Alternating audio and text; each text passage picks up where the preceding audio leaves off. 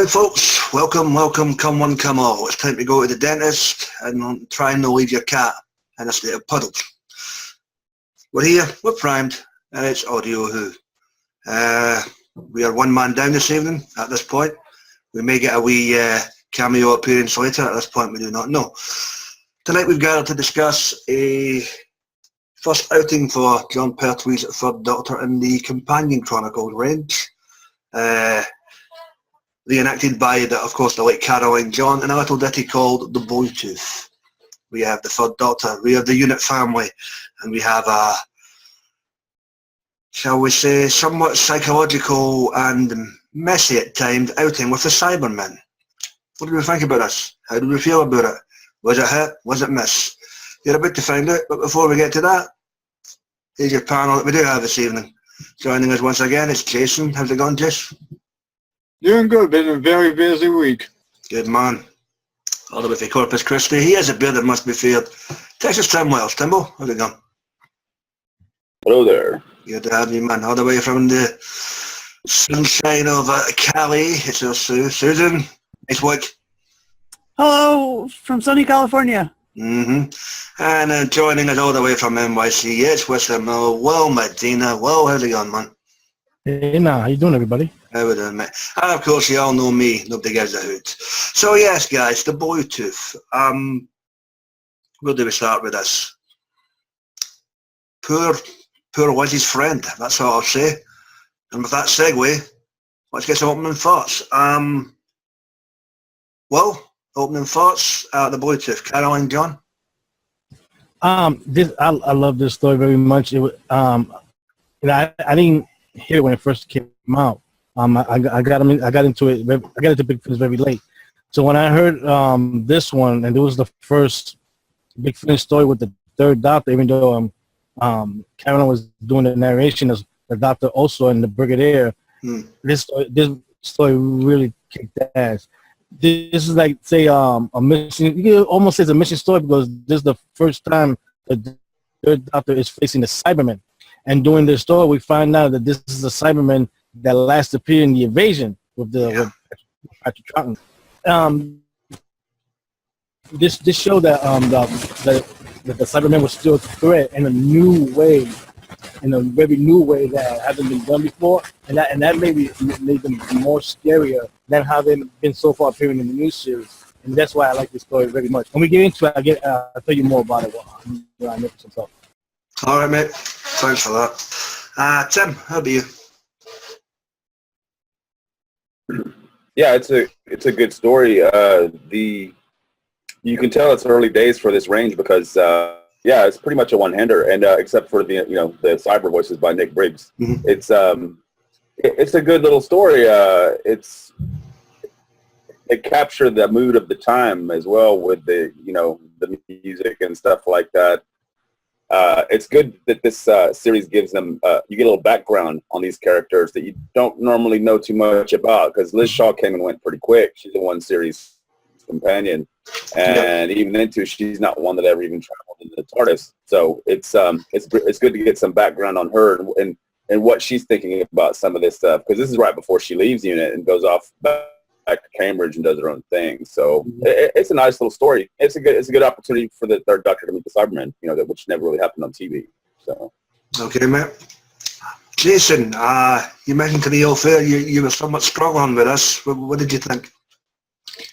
Well, really interesting listening to it. I mean, the first half, I couldn't get really into it at the moment till it started building up with the Cyberman and all that. The story itself was pretty interesting. A good end up for the ending for Liz Shaw. I mean, I know she's got like a spin-off of her own for back in the 90s. But yeah, this was definitely an interesting story. I mean, I definitely really enjoy how it would build itself up on part 3 and part 4, which I'll explain later what I like about it. And yeah, it was pretty interesting. Okay, thanks, mate. Sue, go for it. All right. I like Tim was saying. I like the fact that it was Liz Shaw's or Liz Shaw's for like her outing right before she left for Cambridge, and that it talked about her past and it talked about some of her character, and I liked the idea, the science fiction of the liquid that becomes cyber mites and cyber insects and cyber mats, and then eventually transforms and converts somebody into a Cyberman. I liked that. I liked the whole dentistry side of that thing. That was intense, and the dentist being the baddie was really. I mean, I just don't want to go to a dentist right now. And I enjoyed the Third Doctor Brigadier as played by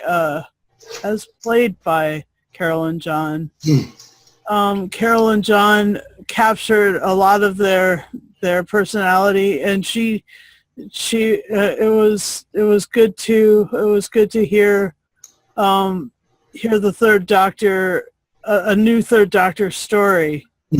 I watched so much Third Doctor. I'm a big, lifelong Brigadier fan now. Well, lifelong since 2011, 3 months after he passed away. And I listened to this after she passed away. So I'm not sure that my timing's really good with this fandom, but to hear more about this and to have it be developed in Big Finish was really wonderful. So Companion Chronicles are great stuff, and I enjoyed listening to the Nick Briggs Cybermen too. I mean, the Cybermen were dark and scary and interesting Cybermen. Anyway, that's all for right now.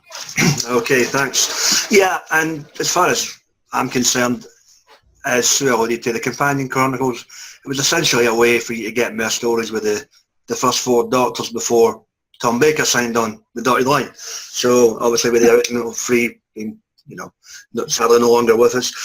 I like the origin story.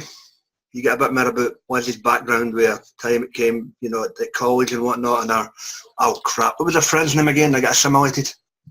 Anybody? Was it Karen? I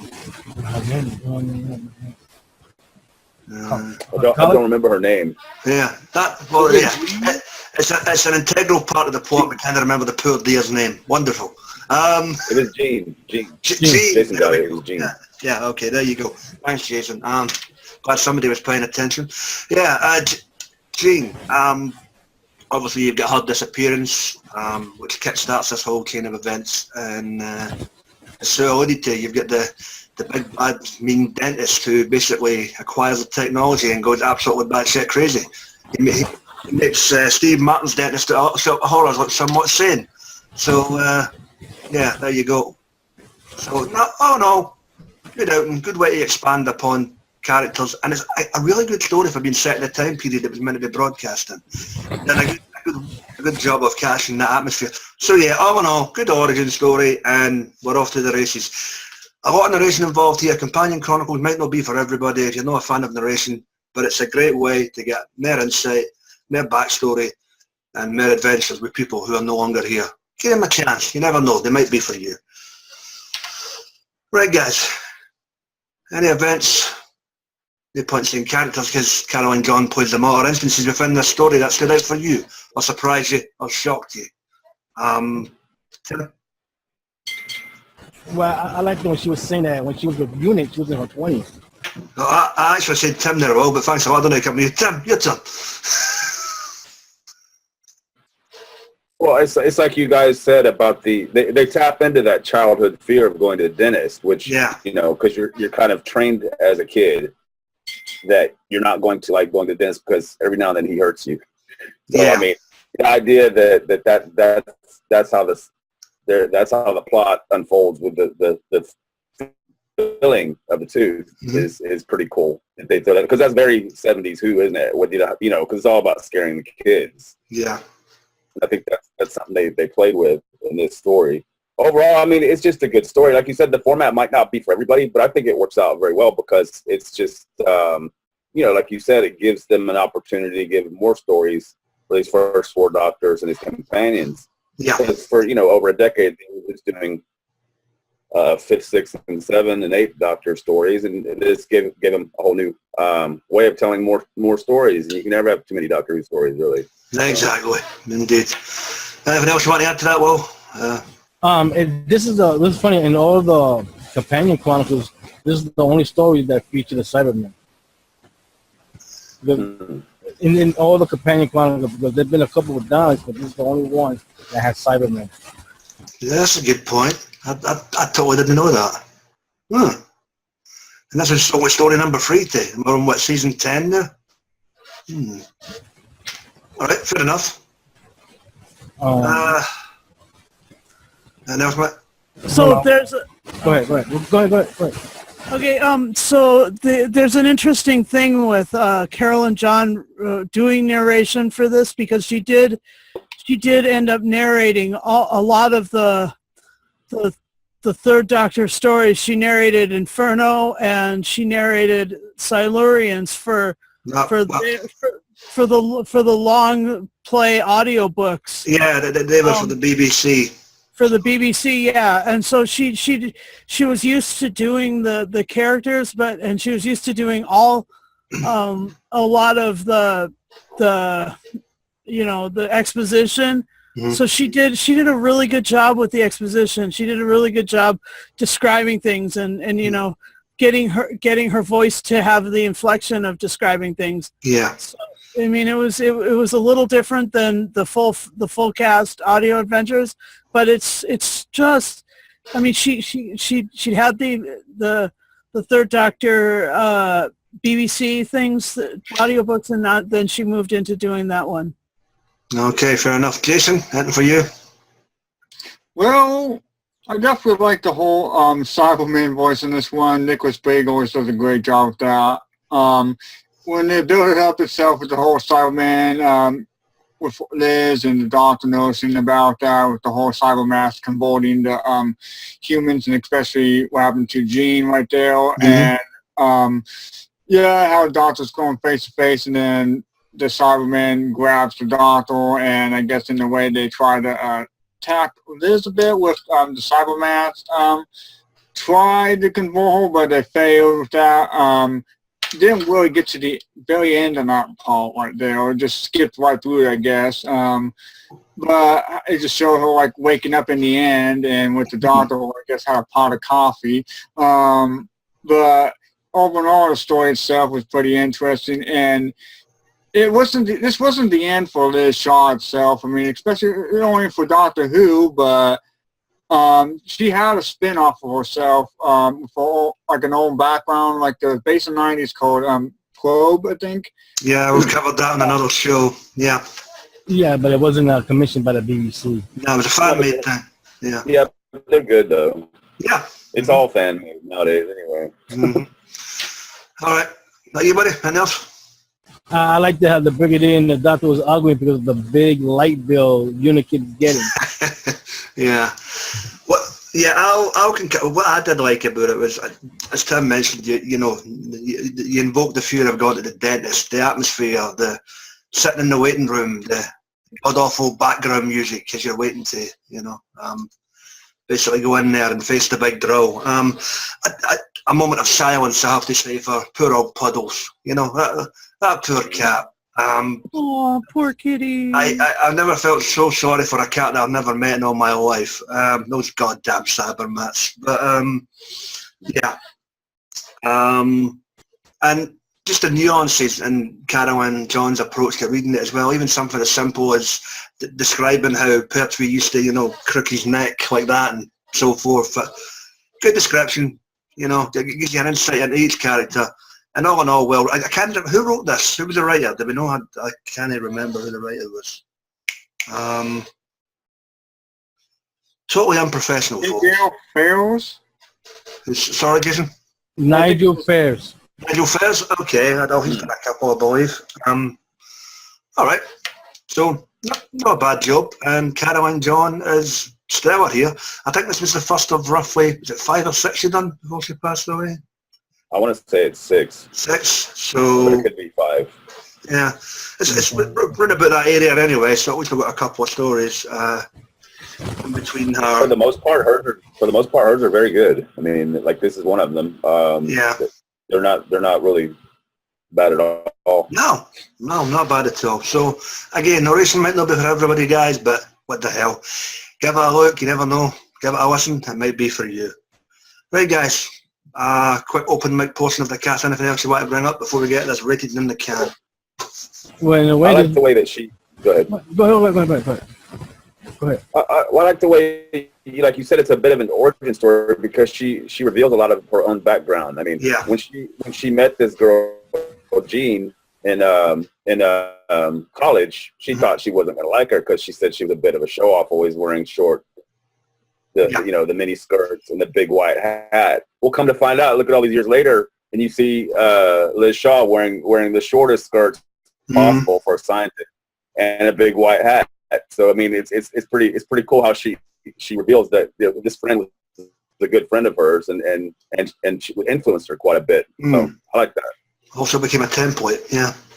Well, Oh, there was like what made this unique is that in Big Finish, this is the first appearance of Mike Yates, Sergeant Bennett, and Liz Shaw to the audio. This story is their first appearance of all those three. I mean, they appear in other times like that, but this is the first one. chronologically, yeah, okay. Yeah. Anything else, guys? Anybody? I just wish I wish Caroline was still alive, because I know she would have had some great new audio stories up and about if she was around. Yeah, it would have been interesting to see her bounce off Tim Trior, but alas, not to be. Well, for nothing else, guys. That's so sad that after only 6 companion chronicles, she was not. No, to be fair, they were very sporadic. I think it was like 6 or 7 stories spread over like 7-8 years. Yeah. Seasons, so it was just due to the availability of the actors, I guess. Are we done? Moving on? Yes. Okay. Well, we've had our trip to the dentist. Puddle's remains have been disposed of. And it's that time again. Oh, the bunker in the pussy. Oh dear. I despair again. Ratings time, folks. The Bluetooth. Companion Chronicles, Season 1, Story number 3. Like Caroline John. Tim, what do you guess I'll tell you at 10? I'll give it an 8. It's like I said, it's early days for Companion Chronicles. They improved their format quite a bit as they went on, and but this one's not bad at all for their first series that they did. And like has been said, she does a very impressive job carrying the show all by herself, pretty much. So yeah, I'm gonna give it an 8. Okay, cool. Well, how about you? I'm gonna also give it an 8. This was a great story, and luckily Big Finish was able to bring back Liz Shaw. But she was only around for only 1 season, and I knew there were more stories about her that wasn't big deal. So thank you, she came back to a couple of stories for that. I'm just probably giving it an 8. Okay, mate. And all the way to Cali. Sue, what's the score on those? All right. I'll give it an 8.5 because I love the Brigadier. Okay. He's an imaginary boyfriend. Yes. Moving on. Jason, what do you give it? I'll give it an 8 as well, just because they had the Cyberman and also Carol Ann definitely did a great performance on this one, so that's pretty much what I'm going to give it. Okay, Caroline. Yeah. And me, yeah, I'll stick behind the 8 ball and give it an 8 as well. It's essentially 8 all round, apart from Susie's 8.5 there. An 8 from a cue ball. There you go, yes. That's saying a lot coming for this dome, but there we go. Yeah, 10-8 for a cue ball, 8 all round, and a nice start to Liz Shaw's run in the Companion Chronicles range. Yeah, listen, folks, It just might be for you. You never know your luck. Just stay away from the dentist if you've listened. Right, guys. Another one in the can, albeit one member down this week. I am assuming he's fell asleep and we'll severely reprimand him later. Join us next week, folks, when we'll be sitting down with Colin Baker and it's Nick O'Brien, isn't it? Is it Nick O'Brien? Yeah. Please tell me I'm right. It's Nick O'Brien. Yes, okay. Oh, Jesus, man. But we'll be tackling the missing story, the lost story, the first Sultaran. We look forward to joining you for that, and we see how it pans out and how the panel deal with that particular lost story in that range. As always, folks, check out all our various buddies on the wacky, wonderful world of YouTube. We have the folks over at Geeks Assembled. We'll give them a share, give them a like.